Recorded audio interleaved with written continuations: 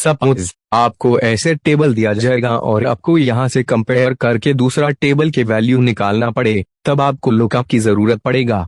अगर टेबल की value vertical है तब वी लुकअप, और अगर टेबल की वैल्यू हॉरिजॉन्टल है तो एच लुकअप की जरूरत होता है। आज हम व्लूकअप फॉर्मूला इस्तेमाल करके टेबल कैसे बनाया जाता है वह देखेंगे। तो शुरू करते हैं। पहले में जो मेन टेबल है उसको बना लेता हूँ, उसके बाद कैसे व्लूकअप का इस्तेमाल होता है वह देखेंगे।